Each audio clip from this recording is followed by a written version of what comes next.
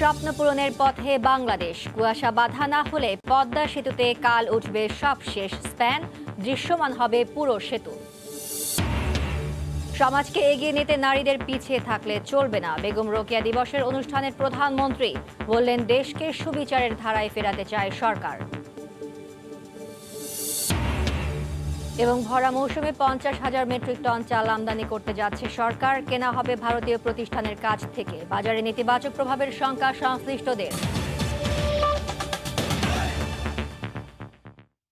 সময় সংবাদের সঙ্গে আছি আমি ফারজানা মুমু। পদ্মা সেতু প্রকল্পের খবর।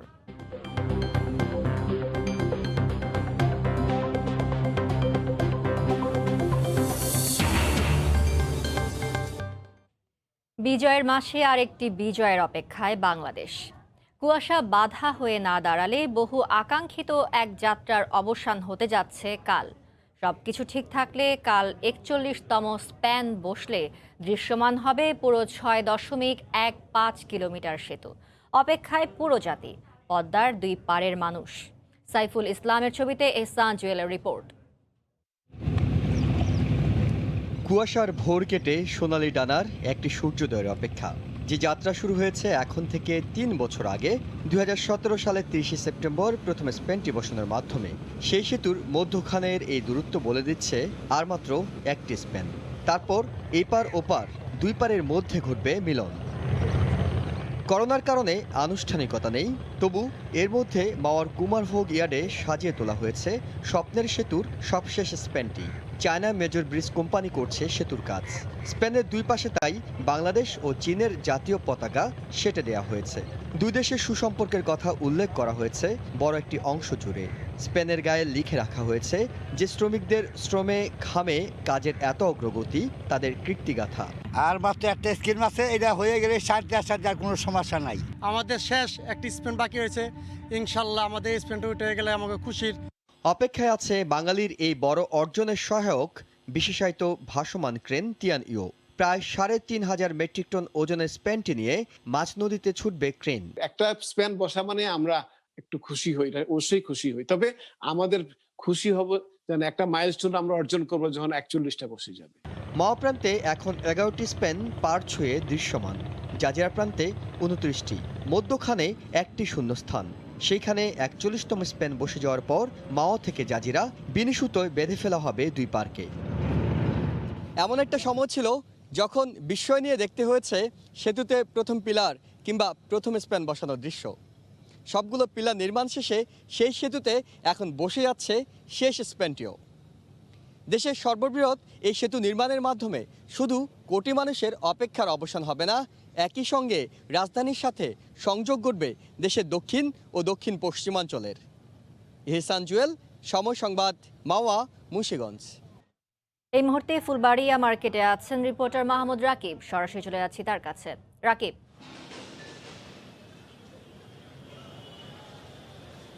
এখন থেকে ঠিক 5 থেকে 10 মিনিট আগে দ্বিতীয় দিনের মতো ফুলবাড়িয়া সুপার মার্কেট 2-এর যে নকশা বহির্ভূত অবৈধ অংশ সেগুলো উচ্ছেদ শেষ হয়েছে। আগামীকাল আবারও উচ্ছেদ হওয়ার কথা রয়েছে। এবং আমার পেছনে আপনি দেখলে কিছুটা মনে হবে যে একটা আসলে ধ্বংসস্তূপ। ঠিক আপনি দেখছেন যে স্থাপনাগুলো ভেঙে ফেলা হয়েছে সবই কিন্তু অবৈধ স্থাপনা। আপনি ধ্বংসাবশেষ দেখলেই বুঝবেন যে কি পরিমাণ নকশা বহির্ভূত অবৈধভাবে এই ফুলবাড়িয়া সুপার মার্কেট 2 নামে যেটি পরিচিত, এর 3টি ব্লকেই 911টি দোকান কতটা বড় বড় করে করা হয়েছিল। আপনি এই যে ভাঙা অংশগুলো দেখলে সেটা খুব স্পষ্ট বোঝার কথা, কিছুটা অনুমান করবার কথা। মানে পুরো মার্কেটটি আমি যদি আপনার ফ্রেমে দেখতে পাচ্ছেন যে কত বড় একটি মার্কেট, কত লম্বা একটি মার্কেট। আমরা যদি একটু তুলনা করে বলি যে ঢাকা শহরের যে বড় বড় শপিং মলগুলো রয়েছে সেরকম 3টি শপিং মল মিলালে যেমনটি হবে, লম্বায় এই ফুলবাড়ি সুপার মার্কেটটি ততটি বড়ই কিন্তু। এবং এই পুরো লম্বা জায়গাটি জুড়ে কিন্তু সামনে প্রায় 100 থেকে 150 ফুট জায়গা অবৈধভাবে নকশা বহির্ভূতভাবে শত শত দোকান করে সিটি কর্পোরেশনের কিছু অসাধু কর্মকর্তা, রাজস্ব বিভাগের কর্মকর্তা এবং স্থানীয় এখানকার কিছু নেতা, মার্কেটেরও কিছু মালিক সমিতির সবাই মিলে একসঙ্গে কিন্তু এই যে একটি অবৈধ নকশা বহির্ভূত কাজ সেটি দীর্ঘদিন ধরে করে আসছিল। প্রায় বলা হয় 22 থেকে 23 বছর ধরে, সেটিই কিন্তু বর্তমান মেয়রের নেতৃত্বে গতকাল থেকে উচ্ছেদ করা হলো। তো এখন আসলে যেটি আজ হয়েছে মূলত বাইরের স্থাপনাগুলোর পাশাপাশি এই মার্কেটের যে টয়লেটের জন্য বরাদ্দকৃত জায়গা, লিফটের জন্য কিংবা বারান্দার জন্য কিংবা একটু যে খোলামেলা জায়গা রাখে, এই সবগুলো জায়গার মধ্যেও কিন্তু এমন অসংখ্য স্থাপনা, দোকান নকশা বহির্ভূতভাবে করা হয়েছিল, সেগুলোও আজ গুড়িয়ে দেওয়া হয়েছে। এবং বলা হয়েছে যে আরও যতগুলো এমন অবৈধ দোকান এই মার্কেটের চারপাশ জুড়ে কিংবা ভেতরে রয়েছে, সেগুলো পর্যায়ক্রমে উচ্ছেদ করে দেওয়া হবে। এবং আপনি দেখছেন যে এই জায়গাটি এখন কত প্রশস্ত হয়েছে। এই সড়কটি যেহেতু আশপাশে যত স্থাপনা ছিল সেগুলো গুড়িয়ে দেবার ফলেই কিন্তু এমন প্রশস্ত হয়েছে সড়কটি। এখান থেকে নিশ্চয়ই যখন এটি আস্তে আস্তে এই যে ধ্বংসাবশেষ সরিয়ে নেওয়া হবে, আবার এখানে রাস্তা খুলে দেওয়া হবে, তখন কিন্তু নগরবাসীর চলাফেরা কিংবা যানজট কিছুটা হলেও গুলিস্তান এলাকার যানজট কমে আসবে। মূলত সেজন্যই কিন্তু এই কাজটি বর্তমান নগর প্রশাসন খুব জোরালোভাবে এই কাজটি করছে। তবে যারা এই ব্যবসা করতেন, বিশেষ করে নকশা বহির্ভূত অস্থায়ী দোকানগুলো যাদের নামে বরাদ্দ ছিল কিংবা যারা ভাড়া নিয়েছিলেন, তারা একটি কথা এখন বলছেন যে যারা এই কাজের সঙ্গে জড়িত, যাদের আশ্রয় প্রশ্রয়ে এই অনিয়ম হয়েছে, অন্তত তাদেরকে আইনের আওতায় এনে যে কোনোভাবে এই মানুষগুলোকে যাতে ক্ষতিপূরণ দেওয়া হয়, এমন দাবি কিন্তু তারা গতকাল থেকে করে আসছেন। দেখা যাক সেটি শেষ পর্যায়ে কি হয়। মোমো, ফুলবাড়িয়া সুপারমার্কেট থেকে উচ্ছেদ অভিযান পরবর্তী সবশেষ খবর জানাচ্ছিলেন রিপোর্টার মাহমুদ রাকিব। এদিকে রাজধানীর মৃত প্রায় খাল পরিদর্শনে গিয়ে দক্ষিণ সিটি কর্পোরেশনের মেয়র শেখ ফজলেনুর তাপস বলছেন, যত বাধা আসুক রাস্তা ও খাল উদ্ধারে উচ্ছেদ অভিযান চলবে। বুড়িগঙ্গা চ্যানেলে উচ্ছেদ ও সীমানা নির্ধারণের পর হাতির ঝিলের আদলে দৃষ্টিনন্দন স্থাপনা গড়ে তোলা হবে বলেও জানান তিনি। প্রথম দেখায় মনে হবে ভাগাড়, আবর্জনার স্তর এতটাই পুরু যে হেঁটেই পাড়ি দেওয়া সম্ভব। এমনই দশা কাগজে কলমে রাজধানীর হাজারীবাগের কালুনগর খালের। একই হাল খিলগাঁও নন্দীপাড়া খালেরও। মাছও আমরা ধরতাম এখানে। আর বর্ষা মৌসুমে এখান দিয়ে আপনার ট্রলার যাইতো, নৌকা চলতো, হ্যাঁ, পুরাটাই মনে করেন খাল ছিল। হ্যাঁ, এখান দিয়ে অনেক সময় মনে করেন আমরা নৌকা দিয়ে এখান দিয়ে পুরা সদরঘাট পর্যন্ত এখান থেকে চলে গেছি। খাল দখল করে গড়ে উঠেছে বহুতল ভবন, শুরু হতে হতে বিলীনের পথে জলধারা। স্থানীয়দের অভিযোগ, কেবল মেয়র আসলেই পরিচ্ছন্নতার কাজ হয় অল্প সময়ের জন্য। মেয়র মহোদয় আসবো, এই কালকের থেকে রাস্তাঘাট ঝাড়ু দেওয়া, পরিষ্কার করা। এর আগে ব্যাপার হয়েছে 1 মাসও এদের চেহারা দেখি না। হ্যাঁ, আজকে খাল পরিষ্কার করতেছে সপ্তাহ 10 দিন ধরে। মেয়র সাহেব খাল দেখবো, তাই জন্যে। আর না হইলে আর আসার কোনো নেই। বুধবার নন্দীপাড়া ও হাজারীবাগ পরিদর্শনে যেয়ে ঢাকা দক্ষিণ সিটি কর্পোরেশনের মেয়র শেখ ফজলেনুর তাপস আবারও কর্মকর্তাদের খাল দখলমুক্ত ও পরিষ্কার করতে নানা দিক নির্দেশনা দেন। এ সময় তিনি বলেন, অবৈধ স্থাপনা চিহ্নিত করে খালগুলোতে উচ্ছেদ অভিযান চালানো হবে। পাশাপাশি আদি বুড়িগঙ্গা উচ্ছেদ করে হাতির ঝিলের আদলে দৃষ্টিনন্দন স্থাপনা গড়ে তোলারও আশ্বাস দেন তিনি। আমাদের কার্যক্রম আমরা আরম্ভ করে দিয়েছি। আমরা প্রাথমিক পর্যায়ে পরিষ্কার করা সহ আমরা সীমানা নির্ধারণ করব। সীমানা নির্ধারণ করে অবৈধ দখলমুক্ত করব। এর পরবর্তীতে আমরা এই জায়গাগুলোতে আমরা নান্দনিক পরিবেশ সৃষ্টি করব। বিশেষ করে আদি বুড়িগঙ্গা চ্যানেলটিকে নিয়ে আমাদের একটি বড় পরিকল্পনা রয়েছে। অবৈধ দখল আর দূষণে মৃতপ্রায় রাজধানীর অধিকাংশ খাল। নগরের বাসিন্দারা বলছেন, এসব খাল অবৈধ দখলমুক্ত করে পানি প্রবাহ বাড়ানো না গেলে ভবিষ্যতে জলাবদ্ধতা সহ নানা ধরনের জটিলতা তৈরি হবে। সেই সাথে রুগ্ন দশা হবে পুরো নগরীর। শাওন, সময় সংবাদ, ঢাকা। তুরাগ ও বুড়িগঙ্গা নদী দখল করে গড়ে ওঠা মাইশা পাওয়ার প্ল্যান্ট ও আরিশা ইকোনমিক জোন রক্ষায় একের পর এক মামলার কৌশল বেছে নিয়েছেন এমপি আসলাম। আজ এই সংক্রান্ত আরেকটি রিট খারিজ হওয়ার পর অবৈধ এ দুটি স্থাপনে বাধা নেই বলে জানায় নদী রক্ষা কমিশনের আইনজীবী। অন্যদিকে আসলামের আইনজীবী জানান, আইনি পথে হাঁটা বন্ধ করবেন না তারা। উচ্চ আদালত বলেছেন, ফ্রি স্টাইলে নদী দখল করতে দেয়া যাবে না। তুরাগ ও বুড়িগঙ্গা দখল করে গড়ে তোলা মাইশা পাওয়ার প্ল্যান্ট ও আরিশা ইকোনমিক জোনের অবৈধ অংশ দখলমুক্ত করতে গিয়ে বারবার এমপি আসলামের বাধার মুখে পড়ে বিআইডব্লিউটিএ। যৌথ জরিপের ধোঁয়া তুলে উচ্ছেদ বন্ধের দাবি জানান তিনি। হাইকোর্টে দৌড়ান এমপি আসলাম, বন্ধ হয়ে যায় উচ্ছেদ কার্যক্রম। আসলামের দাবি মেনে 8টি সংস্থা করেন যৌথ জরিপ। জরিপে দেখা যায় 2টি স্থাপনার জন্য নদীর জমি দখল হয়েছে 54 একর। সুপারিশ করা হয় দখলমুক্ত করে নদীর জায়গা নদীকে ফিরিয়ে দেয়ার। উচ্ছেদ বন্ধে এর আগে কয়েকবার রিট করেও সুবিধা করতে পারেননি এমপি আসলাম। উচ্ছেদের জন্য চান ক্ষতিপূরণ। বুধবার এ রিটটিও খারিজ হয়ে যায় উচ্চ আদালতে। ভবিষ্যতে এই ধরনের কোনো স্থাপনা উচ্ছেদে করতে কোনো বাধার সৃষ্টি হবে না এবং কর্তৃপক্ষ যারা আছেন বিআইডব্লিউটি অন্যান্যরা অতি দ্রুত এই আদালতের রায়ের প্রেক্ষিতে অবৈধ স্থাপনা উচ্ছেদের সেই কার্যক্রম তারা দ্রুত শুরু করবেন। এদিন শুনানিতে উচ্চ আদালত বলেন ফ্রি স্টাইলে নদীর জমি দখল হতে দেয়া যাবে না। তারপরও হার মানতে নারাজ এমপি আসলাম। তার আইনজীবী জানান আবারও আইনি লড়াইয়ে যাবেন তারা। আমাদের এই প্রতিকার চাওয়ার জন্য civil court is the competent court and our remedy lies with the civil court. সেজন্য আমরা অবশ্যই সিভিল কোর্টে যাব। বিআইডব্লিউটি উচ্ছেদের জন্য যেতে পারবে না এই জন্য যে আমাদের তো রিমেডি একটা আমাদের সিটিজেন হিসেবে আমাদের একটা রাষ্ট্রের আইনের অধীনে আমাদের প্রটেকশন পাওয়ার অধিকার আছে। উচ্ছেদ ঠেকাতে এর আগে 4টি রিট করেছিলেন এই সংসদ সদস্য। সবশেষ নদী কমিশনের রিপোর্টের বিরুদ্ধে করা আরেকটি রিট এখনো বিচারাধীন উচ্চ আদালতে।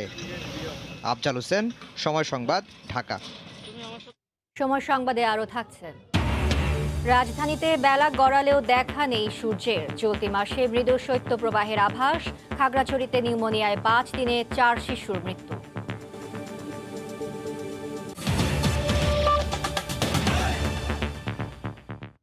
প্রধানমন্ত্রী শেখ হাসিনা বলেছেন বাংলাদেশকে অবিচার থেকে সুবিচারের ধারায় ফেরাতে কাজ করছে সরকার।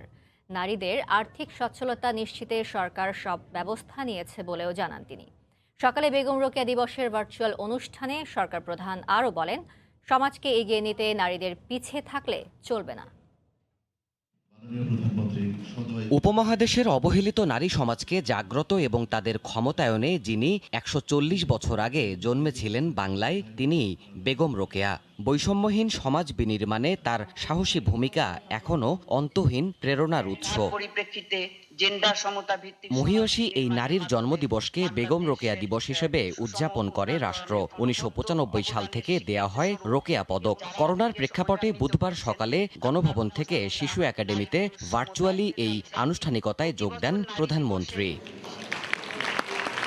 সমাজে নারীর উন্নয়নে বিশেষ অবদানের জন্য এবছর 5 বিশিষ্ট নারীর হাতে তুলে দেয়া হয় রোকেয়া পদক 2020।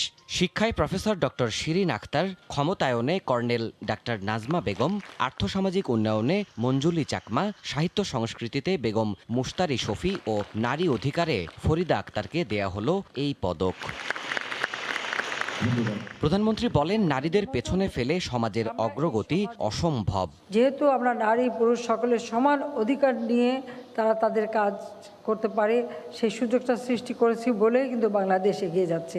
নির্যাতিতাদের বিচার চাওয়ার অধিকারহীনতার ইতিহাস তুলে ধরে শেখ হাসিনা বলেন নারী পুরুষের সমতায় মিলবে কাঙ্ক্ষিত অর্জন। মেয়েরা নিজেরা দায়ী না, কিন্তু তারা নির্যাতিত হয়েছে বলে তারা বাবা মা ভাই বোন সবাই মানুষের কাছে হেয় প্রতিপন্ন হতো।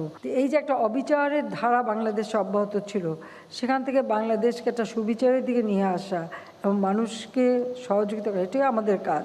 মহান মুক্তিযুদ্ধের মতো নারী পুরুষের সমান অংশগ্রহণে প্রতিটি সূচকেই দেশের নতুন বিজয় আসবে বলেও দৃঢ় প্রত্যয় ব্যক্ত করেন সরকার প্রধান। এই বিজয়ের পতাকা সমুন্নত থাকবে। দেবাশিস রায়, সময় সংবাদ, ঢাকা। বেগম রোকেয়ার আদর্শ, সাহস ও কর্মময় জীবন অপার প্রেরণার উৎস হয়ে নারী সমাজকে এগিয়ে নিলেও একটি গোষ্ঠী নতুন করে নারীর অগ্রযাত্রায় প্রতিবন্ধকতা সৃষ্টি করছে। বেগম রোকেয়ার দর্শন ধারণ করতে না পারায় এমনটি ঘটছে বলে মনে করেন অনেকে।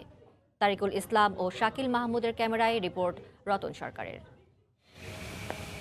19বিংশ শতকে নারীরা যখন অবরোধবাসিনী, সেই সময় নারীর পরাধীনতার বিরুদ্ধে আওয়াজ তুলেছিলেন বেগম রোকেয়া।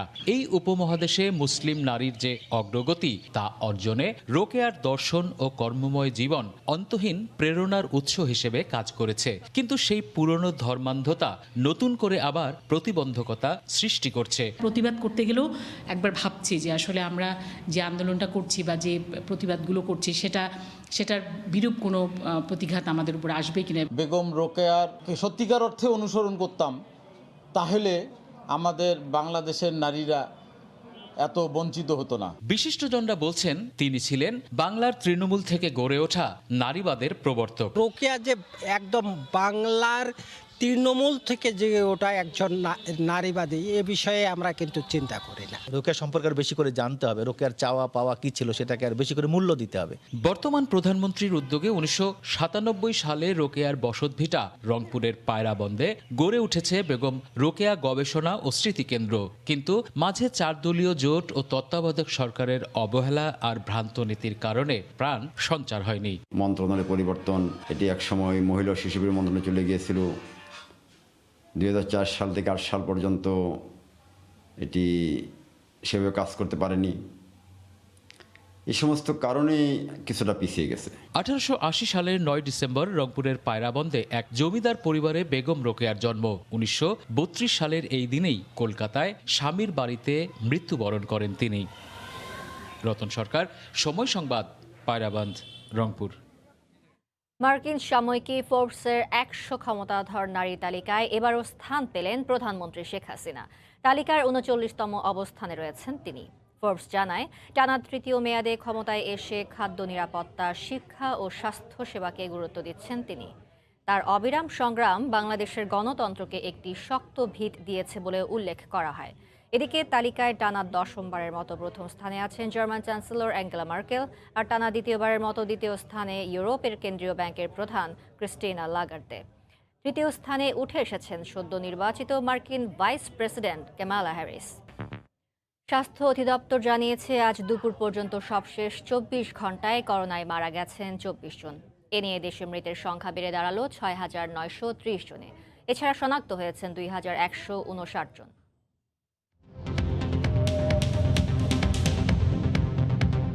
গত 24 ঘন্টায় কোভিড-19 নমুনা পরীক্ষা করা হয়েছে 17,042 জনের। এই পর্যন্ত মোট নমুনা পরীক্ষা হয়েছে 29,11,664 জনের। 24 ঘন্টায় নতুন শনাক্ত হয়েছেন 2,159 জন। এই নিয়ে দেশে মোট শনাক্তের সংখ্যা 4,84,104 জন।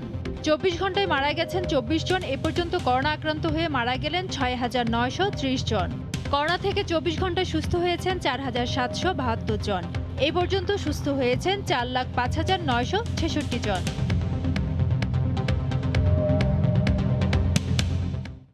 করোনায় আক্রান্ত হয়ে মারা গেছেন বিএনপির ভাইস চেয়ারম্যান ও সাবেক মন্ত্রী চৌধুরী কামাল ইবনে ইউসুফ। রাজধানীর এভার কেয়ার হাসপাতালে চিকিৎসাধীন ছিলেন তিনি। 80 বছর বয়সী এই সাবেক মন্ত্রীকে গত 29 নভেম্বর হাসপাতালে ভর্তি করা হয়। তিনি দীর্ঘদিন ধরে ফুসফুসের সমস্যায় ভুগছিলেন। শুক্রবার ফরিদপুরে পারিবারিক কবরস্থানে তাকে দাফন করা হবে। তার মৃত্যুতে শোক জানিয়েছেন বিএনপি মহাসচিব মির্জা ফখরুল ইসলাম আলমগীর। চৌধুরী কামাল ইবনে ইউসুফ 1991 সালে বিএনপি সরকারের স্বাস্থ্যমন্ত্রী ও 2001 সালে খাদ্যমন্ত্রীর দায়িত্ব পালন করেন। পশ্চিমবঙ্গের সাবেক মুখ্যমন্ত্রী বুদ্ধদেব ভট্টাচার্য তীব্র শ্বাসকষ্ট নিয়ে কলকাতার একটি হাসপাতালে ভর্তি হয়েছেন। তবে তার শারীরিক অবস্থা নিয়ে উদ্বেগের কোনো কারণ নেই বলে জানিয়েছেন চিকিৎসকরা। দীর্ঘদিন ধরেই শ্বাসকষ্টজনিত অসুখে ভুগছেন 76 বছর বয়সী প্রবীণ এই বাম রাজনীতিক। মুখ্যমন্ত্রী মমতা বন্দ্যোপাধ্যায় তার শারীরিক অবস্থার নিয়মিত খোঁজ খবর নিচ্ছেন। শ্বাসকষ্ট ছাড়াও চোখের নানা সমস্যায় ভুগছেন তিনি। হাসপাতাল সূত্রে জানা গেছে, বুদ্ধদেব ভট্টাচার্যের কোভিড পরীক্ষা করা হচ্ছে। পরীক্ষার ফল হাতে এলেই তার পরবর্তী চিকিৎসার ব্যবস্থা করা হবে। যুক্তরাষ্ট্রে করোনা ভাইরাসের ভ্যাকসিন নিশ্চিত করতে একটি নির্বাহী আদেশে সই করেছেন মার্কিন প্রেসিডেন্ট ডোনাল্ড ট্রাম্প। এই আদেশ অনুযায়ী মার্কিন ওষুধ কোম্পানিগুলোর উদ্ভাবিত ভ্যাকসিন সরবরাহের ক্ষেত্রে যুক্তরাষ্ট্রের নাগরিকদের প্রাধান্য দিতে হবে। এদিকে ক্ষমতা গ্রহণের প্রথম 100 দিনে অন্তত 10 কোটি মার্কিনকে করোনার টিকা দেওয়ার কথা জানিয়েছেন নবনির্বাচিত প্রেসিডেন্ট জো বাইডেন। বিস্তারিত হাসানুজ্জামান সাকির রিপোর্টে। যুক্তরাষ্ট্রে করোনা পরিস্থিতির ব্যাপক অবনতি হয়েছে। প্রতিদিন দেশটিতে লাখ লাখ মানুষ ভাইরাসে আক্রান্ত হচ্ছেন। লাফিয়ে লাফিয়ে বাড়ছে মৃত্যুর সংখ্যাও। এই অবস্থায় মঙ্গলবার হোয়াইট হাউসে করোনার ভ্যাকসিন বিষয়ে সংবাদ সম্মেলন করেন প্রেসিডেন্ট ডোনাল্ড ট্রাম্প। মার্কিন কোম্পানিগুলোর তৈরি করোনার ভ্যাকসিন বিশ্বব্যাপী বিতরণের আগে প্রথমেই যেন আমেরিকানদের কাছে পৌঁছায় তা নিশ্চিত করতেই একটি নির্বাহী আদেশে সই করেন তিনি। তার প্রশাসন ভ্যাকসিনের বিষয়ে অন্য দেশগুলোর সঙ্গে আলোচনা করছে বলেও জানান তিনি। Prioritizes the getting out of the vaccine to American citizens before sending it to other nations. এদিন নিজের স্বাস্থ্য এবং বিভিন্ন বিষয়ে দলের অবস্থান তুলে ধরেন নবনির্বাচিত মার্কিন প্রেসিডেন্ট জো বাইডেন। করোনা ঠেকাতে প্রয়োজনীয় সব ব্যবস্থা নেয়ার কথা উল্লেখ করে বাইডেন বলেন, 3 মাসে অন্তত 10 কোটি মানুষকে টিকার আওতায় আনবে তার প্রশাসন। And they're going to be ready on day one to spare not a single effort to get this pandemic under control so we can get back to work. এদিকে বৃহস্পতিবার ফাইজার বায়োএনটেকের তৈরি করোনার ভ্যাকসিন যুক্তরাষ্ট্রের জরুরি অনুমোদনের বিষয়ে বৈঠকে বসার কথা রয়েছে মার্কিন খাদ্য ও ওষুধ প্রশাসন FDA-র। হাসানুজ্জামান সাকি, সময় সংবাদ, নিউ ইয়র্ক। রাজধানীতে বেলা গড়ালেও দেখা নেই সূর্যের। কুয়াশা কিছুটা কমলেও বেড়েছে শীতের তীব্রতা। চলতি মাসে মৃদু শৈত্যপ্রবাহের আভাস আবহাওয়া অফিসের। কুয়াশার চাদরে মোড়া রাজধানীতে সূর্যের দেখা নেই। অগ্রহায়ণের শেষে প্রকৃতিতে পৌষের আগমনী। কনকনে হাওয়া বলে দিচ্ছে শীত বোধহয় এসেই গেল। এই মৌসুমে শীত যেন ঘড়ির কাঁটা মেপেই এসেছে। শীতের এই আমেজ গত কয়েক বছরের খাপছাড়া প্রকৃতির যেন নতুন ছন্দে ফেরা। এবার একটু ডিফারেন্টলি, লকডাউন ছিল, বাসার ভিতরে কাটাইছি, এখন শীত আসছে, এবার একটু ঘোরার প্ল্যান করছি, একটু বের হয়েছি ডিসেম্বর মাসে। সারা বছর অপেক্ষা করি যে শীত কখন আসবে, আমরা ভালো সুন্দর পোশাক পরে ঘুরবো। গরম কাপড়ের উষ্ণতা জোটে না সবার কপালে। সেই মানুষগুলোর জন্য শীতের গল্পটা ভিন্ন। শীত, আমরা তো গরিব মানুষ, কাপড় চোপড় কিনতে পারি না, কিছু কিনতে পারি না। শীত ভালোই পড়ছে, কিন্তু সকালবেলা ভাড়া খুব খ্যাপ অনেক কম। দিনও টুকটাক একটু আছে, রাইতে নাই। চলতি মাসেই মৃদু শৈত্যপ্রবাহের আভাস আবহাওয়া অফিসের। রংপুর, রাজশাহী এইসব জায়গাতে কুয়াশা বেশি, তারপর নদী অববাহিকা এমনকি ঢাকা হয়ে চট্টগ্রাম পর্যন্ত এই কুয়াশার বিস্তার লাভ করেছে। বর্তমান যে কুয়াশাটা আছে এটা কম বেশি আরও 2 থেকে 3 দিন কন্টিনিউ করবে। তবে এই কুয়াশার সঙ্গে দূষণযুক্ত হয়ে ঢাকার বাতাসকে ভারী করে তুলেছে। সেই সঙ্গে বাড়াচ্ছে মহামারীকালে সংক্রমণ আরও বাড়ার শঙ্কা। শাতিলা শারমিন, সময় সংবাদ, ঢাকা। এদিকে খাগড়াছড়িতে গেল 5 দিনে সদর হাসপাতালে নিউমোনিয়ায় মারা গেছে 4 শিশু। ভর্তি রয়েছে আরও 25। হাসপাতালের শিশু ওয়ার্ডে সেবা দিতে হিমশিম খাচ্ছেন চিকিৎসকরা।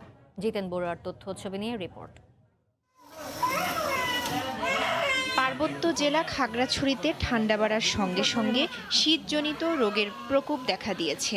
এতে বেশি বিপাকে পড়তে হচ্ছে দুর্গম এলাকার মানুষদের। আক্রান্তদের মধ্যে শিশু ও বৃদ্ধের সংখ্যাই বেশি। শ্বাসকষ্ট, জ্বর, ঠান্ডা ছাড়াও শিশুরা বেশি আক্রান্ত হচ্ছে নিউমোনিয়া ও ডায়রিয়ায়। গত কয়েকদিনে সদর হাসপাতালে নিউমোনিয়ায় আক্রান্ত হয়ে মারা গেছে 4 শিশু, যাদের বয়স 1 থেকে 1.5 মাস। প্রতিদিন হাসপাতালের শিশু ওয়ার্ডে ভিড় বাড়ছে। ডাক্তার বললো যে ওনার নিউমোনিয়া, আপনি একটু ভর্তি করান। আজকে প্রথম দিন ভালো ছিল, এরপর থেকেই অসুবিধার মধ্যেই দেখা যাচ্ছে। ঠান্ডা লাগছিল, মানে গলার মধ্যে কফ জমে গেছে, তো তাই এখন এখানে নিয়ে আসছিলাম। বাড়তি রোগীর সেবা দিতে হিমশিম খাচ্ছে চিকিৎসক ও নার্সরা। সিভিয়ার একটা নিউমোনিয়া নিয়ে ওরা ভর্তি হয়, আর এখানে প্রত্যন্ত অঞ্চল থেকে আসে। বৈদ্য চিকিৎসা করার পরে শেষ ধাপ যখন ওরা পারতেছে না, সেই ক্ষেত্রে তোরা নিয়ে আসে, তখন আসলে আমাদের কিছু করার থাকে না। এই অবস্থায় শিশুদের প্রতি বাড়তি যত্ন নেয়ার পরামর্শ চিকিৎসকদের। বাচ্চাদের গরম কাপড় যেগুলো আছে সেটা যাতে তারা সবসময় ব্যবহার করে। যে বেশি ঠান্ডা থাকে সেক্ষেত্রে আমরা বাচ্চাদেরকে শুধু গাটা মুছে দেবো, গোসল না করে এটা করতে হবে। আর দ্বিতীয়ত বাচ্চাদের যে সুষম খাবার সেটা আমাকে করতে হবে। আক্রান্ত শিশুদের বেশিরভাগই 4 থেকে 5 দিন পর্যন্ত জ্বরে আক্রান্ত হয়ে হাসপাতালে চিকিৎসা নিতে আসছে। সময় সংবাদ, খাগড়াছড়ি। আমনের ভরা মৌসুমে বাজার নিয়ন্ত্রণের নামে 50,000 মেট্রিক টন চাল আমদানি করছে সরকার। 171 কোটি 44 লাখ টাকায় ভারতীয় একটি প্রতিষ্ঠানের কাছ থেকে এই চাল কেনা হবে। সরকারি ক্রয় সংক্রান্ত মন্ত্রিসভা কমিটির বৈঠকে চাল আমদানির বিষয়টি অনুমোদন হয়। দুর্যোগকালীন চাল আমদানি না করে ভরা মৌসুমে সরকারের এমন সিদ্ধান্ত নিয়ে প্রশ্ন তুলেছেন কৃষি অর্থনীতিবিদ ও কৃষক নেতারা। দেশে কয়েক দফা বন্যার পরও কৃষকদের কল্যাণে আমনের বাম্পার ফলনের আশা করছে কৃষি বিভাগ। ইতোমধ্যে 70% জমির ধান কাটাও শেষ হয়েছে। বাজারে আসা প্রতিমণ নতুন আমন ধান বিক্রি হচ্ছে 1000 টাকার ওপরে। এতে বন্যার ক্ষতি কাটিয়ে কিছুটা লাভের মুখ দেখছেন কৃষকরা। ভালো মোটামুটি দাম পাইলাম এবং এই মোটা ধানের ফলনও খুব ভালো হয়েছে। ধানটা বেচলাম 1150 টাকা করে। এই বাজারটা জানি স্থায়ী থাকে, তাহলে কৃষক বাঁচবি, আর কৃষক বাঁচলে দেশ বাঁচবি। এমন অবস্থায় হঠাৎ চাল আমদানির ঘোষণা দিল সরকার। ভারতীয় একটি প্রতিষ্ঠানের কাছ থেকে কেনা হবে 50,000 টন চাল। 50,000 মেট্রিক টন নন বাসমতি চাল আর যেটা টাকায় রূপান্তর করলে দাঁড়াবে 171,44,44,000 টাকা। প্রতি কেজি হচ্ছে 34.28 টাকা। এটা সাপ্লাই দিচ্ছে হচ্ছে মুম্বাইয়ের ইন্ডিয়া MS রিকা গ্লোবাল ইমপ্লেক্স লিমিটেড। সরকারের এমন সিদ্ধান্তের বিরোধিতা করে কৃষি অর্থনীতিবিদরা বলছেন, বাজার নিয়ন্ত্রণে মৌসুমের অন্তত 2 মাস আগে সরকারের চাল আমদানি করা উচিত ছিল। সেপ্টেম্বরে আমরা দেখেছি চালের দাম বেড়ে গেল। ওই সময়টায় যদি এই সিদ্ধান্তটা নেওয়া যেত যে আলটিমেটলি আমাদেরকে আমদানি করতে হচ্ছে, তাহলে ঠিক কৃষকরা আসলে দাম পড়ে যাওয়ার হাত থেকে রক্ষা পেত। সরকারের এমন সিদ্ধান্তকে আত্মঘাতী বলে মন্তব্য করেছেন কৃষক নেতারা। মিল মালিকদের গোডাউনে পর্যাপ্ত চালের মজুদ থাকার পরও তারা কিন্তু বাজারে চাল সরবরাহ করছে না। আমরা মনে করি যে এক্ষেত্রে আসলে সরকারের মিল মালিকদের বিরুদ্ধে ব্যবস্থা নেওয়া উচিত। আমদানিকে আমরা এই মুহূর্তে নিরুৎসাহিত করতেছি এবং কৃষকের কাছ থেকে ধান কেনার পরামর্শ দিচ্ছি। বর্তমানে দেশে পাইকারি পর্যায়ে প্রতি কেজি সরু চাল 55 থেকে 57 টাকা, মাঝারি চাল 48 থেকে 49 টাকা এবং মোটা চাল বিক্রি হচ্ছে 44 থেকে 46 টাকা কেজি দরে। শুভ খান, সময় সংবাদ, ঢাকা।